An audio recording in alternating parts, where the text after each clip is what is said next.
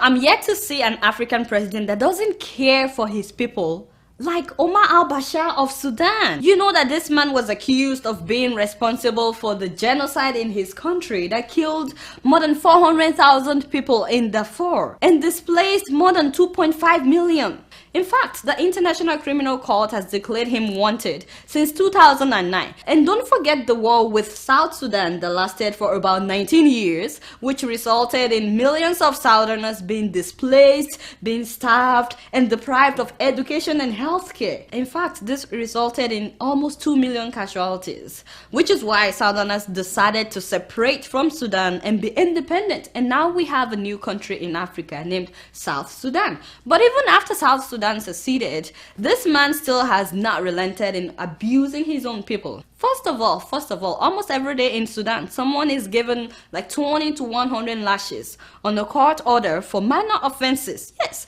maybe for stealing or for adultery or for whatever. I mean, just imagine the Deputy Chief Justice Abdurrahman Shafi, boasting that they've amputated more than 16 people since 2001. Why? How can you be proud of that? How can you be proud of something like that? So if you commit an offense and you're guilty, it's either they cut off the person's hand or legs, or they stone them, or they flog them in public. I mean, it's just like 30-year-old Adam Al-Muthna, who was accused of stealing $228 in 2006. $228. So, you know that on February 14th this year, Valentine's Day, you know that his right hand and left foot were amputated? Yeah, because of $228. Even though the sentence drew strong rebuke and condemnation from several human rights groups, both inside Sudan and abroad, the guy was amputated. Not only that, remember Leila Ibrahim, a 23-year-old mother of a 6-month-old baby that was sentenced to death by stoning last July. Remember, because of adultery. In her case, though, the man who impregnated her was not arrested or prosecuted. It was just her, as if she born the baby by herself, So they almost killed her last year, if not for the intervention of international human rights organizations. Plus, Sudan has a very, very complex security system and apparatus that crushes protest and any uprising, with brutal force. So even if the people of Sudan want to protest, the fear of what the government will do to them keeps them from protesting. So yes, you can protest anything in Sudan. But the latest development now is that those in charge of amputating people are saying that they don't want to continue doing that. So the government turned to doctors. In fact, doctors were the ones that amputated Adam Al-Muthna.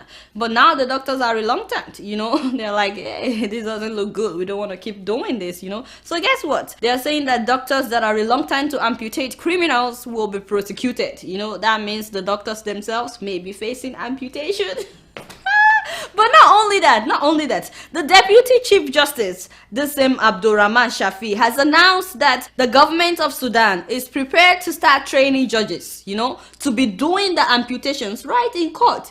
So just try to picture that. Yes, that means if you're taken to court and you're pronounced guilty and the sentence is that you be amputated, the same judge that pronounced you guilty will just amputate you right there. Yes, you just cut off your hand right there, or cut off your leg, right? Why do we think like this in Africa? Why? Can you believe that? In 2013, while the rest of the world is actually progressing, some people are still thinking like this? So that, seriously? What about establishing youth empowerment centers, career development centers, and what about providing basic amenities for the people? Yes, I mean, first of all, this man has been in power for way too long. 24 years is too long for one man to be in power. Second of all, he's done